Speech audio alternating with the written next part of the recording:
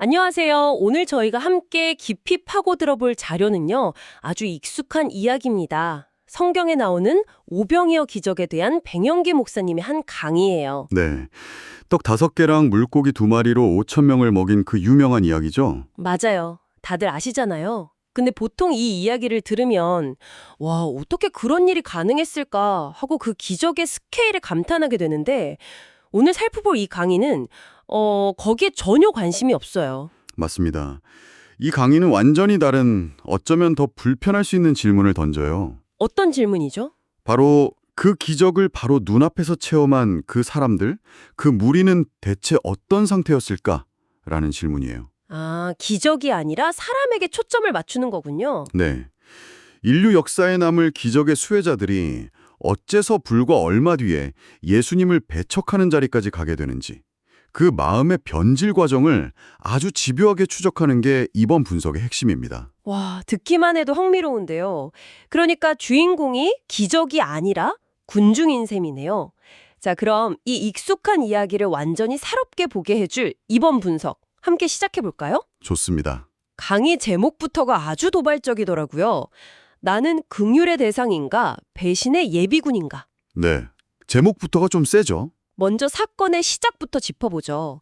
마가복음 6장을 보면 예수님하고 제자들이 좀 쉬려고 한적한 곳으로 배를 타고 가잖아요. 네네. 근데 수많은 사람들이 그걸 보고 육지로 막 달려서 먼저 도착해서 기다리고 있어요. 여기서 이들을 본 예수님의 첫 반응이 아주 중요하다고 하더라고요. 네, 바로 그 지점이에요. 이 강의의 출발점이죠. 34절을 보면 이렇게 나와요. 목자 없는 양 같음으로 인하여 불쌍히 여기사 이에 여러 가지로 가르치시더라. 아, 가르치시더라. 네. 강의는 이 구절의 순서를 강조해요. 예수님의 첫 번째 행동은 떡을 주시는 게 아니라 가르치시는 것이었다는 점이죠. 잠깐만요. 그거는 정말 의외인데요. 보통 오병이어 하면 기적 보고 몰려든 사람들 이렇게 생각하기 쉬운데 그게 아니었군요. 그렇죠. 시작은 그게 아니라 순수한 지적, 영적 호기심이었다는 거예요. 와, 지금으로 치면 유명 석학의 강연을 들으려고 막 시골에서 밤새 참을고 온 것과 비슷한 그런 열정이네요. 정확한 비유입니다. 그들은 육체적으로 굶주린 상태가 아니라 영적으로 굶주린 상태였던 거죠. 말씀을 듣고 싶다는 그 순수한 열망. 그 갈급함. 네, 그 갈급함을 보시고 예수님이 불쌍히 여기신 거예요. 그리고 그 긍휼의 마음이 첫 번째로는 말씀 교육으로, 그리고 그 가르침이 길어지면서 배고파지니까 두 번째로 오병이어 기적으로 이어진 겁니다. 아, 순서가 그렇군요. 그러니까 기적은 그들의 순수한 동기에 대한 일종의 응답 같은 거였네요. 바로 그거죠. 이 상태의 무리는 틀림없이 긍휼의 대상이었겠어요. 맞습니다. 그들은 순수하게 말씀을 사모했기에 긍휼의 대상이 될 자격이 충분했어요. 그런데 이 강의의 진짜 이야기는 바로 여기서부터 시작돼요. 아, 이토록 순수했던 마음이 어떻게, 왜, 그리고 얼마나 처참하게 변질되는가. 이제 그 과정을 따라가 보는 거죠. 네, 강의가 신약학자들의 군중 연구를 인용하면서 이 무리의 변질 과정을 6단계로 보여주는데 이 부분이 정말 소름 돋더라고요. 그렇죠. 순수했던 팬심이 어떻게 안티로 돌아서는지를 보는 것 같았어요. 맞아요. 이 6개의 성경 구절들은 마치 이정표 같아요. 긍휼의 대상에서 배신의 예비군으로 가는 길에 찍힌 6개의 발자국인 셈이죠. 그 변질의 첫 번째 신호가 의외의 지점에서 나타나더라고요. 기적을 보고 감격한 게 아니라 오히려 우리 동네에서 나가달라고 요청했다는 거죠. 마가복음 5장 17절 말씀이네요. 네, 오병이어 직전의 다른 사건이지만 군중의 심리를 보여주는 아주 중요한 장면이에요. 어떤 사건이었죠? 귀신 들렸던 사람이 온전해지는 정말 엄청난 기적을 봤어요. 그런데 그 과정에서 자기들이 키우던 돼지떼가 몰살당했거든요. 아, 그 사건이요. 네, 그러자 그들의 반응은 그 지방에서 떠나시기를 간구하는 것이었어요. 강인은 이걸 믿음의 경이로움보다 내 재산상의 손실이 더 크게 다가온 첫 번째 변질의 신호라고 분석합니다. 와, 그거 정말 현실적인데요. 아무리 놀라운 일을 봐도 당장 내 통장에 마이너스가 찍히면 마음이 싸늘해지는 것과 같잖아요. 바로 그거죠. 머리로는 기적을 이해해도 가슴으로는 손해를 받아들이지 못하는 상태. 변질의 시작으로 아주 설득력 있네요. 그리고 두 번째 신호는 더 교묘해요. 마가복음 6장 3절, 예수님의 고향 사람들이 배척하는 장면인데요. 뭐라고 하면서 배척하죠? 이 사람이 마리아의 아들 목수가 아니냐라고 말해요. 아, 이건 내가 쟤를 아는데 하는 그 마음이군요. 너무 잘한다고 생각해서 오히려 그 사람의 진가를 알아보지 못하는 상황. 정확합니다. 익숙함이 존경을 집어삼킨 경우죠.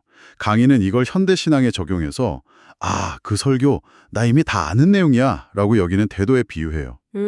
영적인 매너리즘이군요. 네, 너무 익숙해서 그 안에 담긴 새로운 은혜나 도전을 발견하지 못하는 거죠. 첫 번째가 손해 때문에 마음이 다쳤다면 두 번째는 교만과 익숙함 때문에 마음이 다치는 거예요. 와, 이건 비단 신앙뿐만 아니라 모든 관계에 적용되는 말 같아요. 너무 가까워서 오히려 그 가치를 잊어버리는 순간들이 있잖아요. 원래 그런 사람이지 하면서요. 그렇죠. 첫 번째, 두 번째 단계만 봐도 마음이 서늘해지네요. 이제 세 번째 단계로 가면 변질이 더 노골적이 돼요. 요한복음 6장 66절인데 그때부터 그의 제자 중에서 많은 사람이 떠나가고 다시 그와 함께 다니지 아니하더라 라는 구절이에요. 이 시점이 바로 오병이어 기적 직후 아닌가요? 방금 기적을 체험하고 배불리 먹었는데 왜 떠나죠? 그게 핵심입니다. 오병이어 기적 후에 예수님께서는 나는 생명의 떡이다 라면서 영적인 가르침을 주시거든요. 네.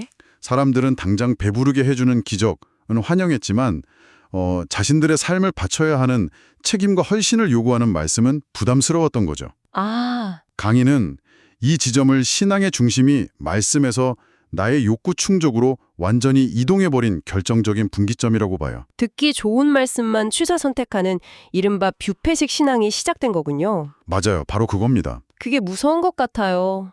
저도 돌아보면 힘들고 다급할 때는 기도의 내용이 전부 이거 해주세요, 저거 해결해주세요가 되더라고요. 말씀이 중심이 아니라 제 필요가 중심이 되는 순간이죠. 누구나 그럴 수 있죠. 많은 사람들이 여기서 떠나갔다는 게 이해가 되면서도 참 씁쓸하네요. 그리고 네 번째 단계는 예수님이 직접 그들의 변질된 동기를 꾸짖으시는 장면이에요. 요한복음 6장 26절입니다. 뭐라고 하시죠? 꼭을 찌르는 말이네요. 처음에는 순수하게 말씀을 들으러 광야까지 따라왔던 사람들이었는데 네, 어느새 떡이 목적이 되어버렸다는 거잖아요. 떡이라는 아주 강렬한 물질적 경험이 그들의 순수한 동기를 완전히 오염시킨 거군요. 맞아요. 이제 그들에게 예수님은 구원자가 아니라 내 필요를 채워주는 존재, 일종의 복지 해결사가 되어버린 거죠. 관계의 본질이 완전히 바뀐 겁니다. 그러다 보니 결국 다섯 번째 단계로 이어지는군요. 요한복음 6장 15절. 사람들이 예수님을 억지로 붙들어서 왕으로 삼으려고 해요. 네, 그들의 논리로는 당연한 귀결이에요. 이 사람만 있으면 우리 먹고 사는 문제는 해결되겠다. 영적인 메시아가 아니라 로마의 압제에서 해방시키고 경제 문제를 해결해줄 정치적 지도자를 원했던 거네요. 바로 그거죠. 그런데 그게 꼭 나쁜 동기라고만 할 수 있을까요? 당시 상황을 생각하면 백성들 입장에서는 가장 자연스럽고 절실한 반응 아니었을까요? 아주 좋은 질문이에요. 그들의 바람 자체를 비난하기는 어렵죠. 하지만 강인은 여기서 예수님의 반응에 주목해요. 어떻게 반응하시죠? 그들을 피해서 혼자 산으로 가시거든요. 왜 피하셨을까? 능력이 없어서가 아니에요. 오히려 그 모든 걸 해줄 능력이 있었지만 그것이 당신의 목적이 아니었기에 피하신 거죠. 아, 강인은 이걸 할 수 있는데 안 하신 것이라고 표현해요. 무리의 변질된 동기에 예수님이 응답하지 않으신 거예요. 왜 응답하지 않으셨을까요? 그들이 원하는 왕이 되어주는 순간 예수님의 진짜 목적인 십자가 구원은 불가능해지니까요. 아, 그들의 요구를 들어주는 것이 오히려 그들을 망치는 길이었기 때문에 거절하셨다는 의미군요. 사랑하기 때문에 거절하신 거네요. 그렇죠. 그리고 바로 이 거절이 변질의 마지막 단계를 촉발하는 계기가 됩니다. 여섯 번째 단계, 마가복음 15장의 십자가 사건 현장이군요. 네, 대제사장들의 선동에 넘어간 무리가 갑자기 바라바를 놓아달라 외치고 예수를 십자가에 못 박게 하소서라고 소리 지르는 장면이죠. 그런데 오병이어 기적을 체험했던 갈릴리의 그 무리가 예루살렘까지 와서 이랬다고 보는 건가요? 지리적으로도 꽤 먼데요. 여기서 강인은 중요한 해석을 내놔요. 물론 갈릴리의 무리가 전부 예루살렘으로 가서 소리쳤다고 단정할 수는 없겠죠. 하지만요. 강인은 이 두 무리가 말씀을 떠난 군중이라는 동일한 영적 상태에 있음을 지적해요. 동기가 변질되면 장소가 달라도 결국 같은 선택을 하게 된다는 거죠. 와, 그 설명의 그림을 완성시켜주네요.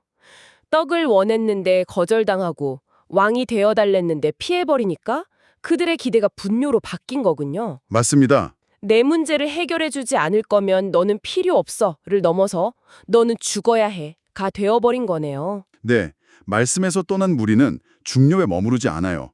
적극적인 배신으로 기울게 된다는 것이 이 6단계를 통한 강의의 무서운 경고인 셈이죠. 자, 이 끔찍한 변질의 과정을 쭉 따라와 봤는데요.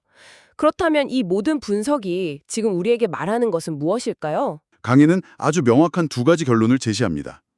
첫째, 말씀 안에서 주님을 따를 때 우리는 긍휼의 대상이 된다는 거예요. 아, 처음에 그 무리들처럼요. 네, 아무것도 가진 것 없이 오직 말씀을 듣겠다는 열망 하나로 광야까지 따라왔던 무리의 그 영적 갈급함이 결국 오병이어라는 기적을 불러왔듯이 말이죠. 그리고 둘째는 너무나 명확하게 말씀 밖에서, 즉, 내 욕구나 필요, 다른 동기로 주님을 따를 때 그 끝은 결국 배신자가 된다는 것이고요. 네, 그렇습니다. 처음에는 그저 떡 좀 더 원하는 것뿐이었는데 그 길의 끝이 십자가 앞에서 예수를 죽이라고 소리치는 자리와 연결되어 있다는 경고가 정말 섬뜩하게 들려요. 그래서 강의는 이 분석을 듣는 우리에게 아주 직접적인 질문 2개를 던지면서 마무리해요. 이제 당신의 이야기로 가져와 보라는 거죠. 첫 번째 질문이 이거죠. 지금 당신이 신앙생활을 하는 가장 큰 동력은 무엇입니까? 이게 정말 핵심적인 질문 같아요. 네, 순수한 말씀 그 자체인가요? 아니면 좋은 사람들과의 관계? 혹은 그냥 어릴 때부터의 습관? 아니면 내 인생의 어떤 문제를 해결받고 싶은 기대감 같은 다른 것인가요? 그리고 2번째 질문이 이어져요. 만약 처음에 순수한 마음이 변했다는 것을 깨달았다면 어떻게 다시 회복하시겠습니까? 아, 그냥 자책에서 끝나는 게 아니군요. 그럼요. 아, 내가 변했구나 하고 끝나는 게 아니라 어떻게 다시 신앙의 중심축을 나의 필요가 아닌 말씀으로 재조정할 것인지 구체적인 결단을 요구하는 질문이죠. 기도에 대한 관점도 완전히 새롭게 제시되더라고요. 보통 우리는 어떻게 하면 기도 응답을 받을까? 그 방법을 고민하는데 이 강의는 순서가 최렸다고 말하는 것 같아요. 맞아요. 강의는 이렇게 정리해요. 기도 응답을 받는 최고의 방법은 말씀 앞에서 주님께 불쌍히 여김을 받는 것이다. 즉, 내 요구사항 목록을 들고 가서 관철시키는 게 우선이 아니라 과연 내가 지금 주님의 긍휼을 받을 만한 자리에 서 있는가? 내 중심 동기가 무엇인가를 먼저 점검해야 한다는 거죠. 목자 없는 양처럼 주님 없이는 안 된다는 그 절박한 마음이 회복될 때 기도는 저절로 응답의 자리로 간다는 거군요. 바로 그 말씀입니다. 오늘 우리는 오병이어 이야기를 통해 한때 예수님의 긍휼을 한 몸에 받았던 무리가 어떻게 배신의 자리까지 굴러떨어질 수 있는지 그 아픈 과정을 따라가 봤네요. 네. 말씀이라는 중심축을 굳게 붙들고 있을 때와 그것을 놓치고 내 욕망을 붙들었을 때 한 개인이나 공동체의 신앙이 얼마나 정반대의 길로 갈 수 있는지를 적나라하게 보여주는 분석이었습니다. 이 강의를 다 듣고 나니 마지막으로 이런 질문이 제 마음에 남는 것 같아요. 어쩌면 이 질문이 오늘 우리가 나눈 모든 이야기의 핵심일 수도 있겠네요. 어떤 질문이죠? 당신이 예수님을 따르는 이유는 그분이 당신의 필요를 채워주기 때문입니까? 아니면 그분 자체가 당신의 전부이기 때문입니까? 와, 정말 중요한 질문이네요. 그쵸. 필요를 따라가는 신앙은 그 필요가 채워지지 않으면 언제든 돌아설 수 있지만 전부로 여기는 신앙은 어떤 상황에서도 그 자리를 지키겠죠. 그 질문에 대한 각자의 답이 오늘 내가 긍휼의 대상으로 서 있는지 아니면 배신의 예비군으로 서 있는지를 보여주는 리트머스 시험지일지도 모르겠습니다.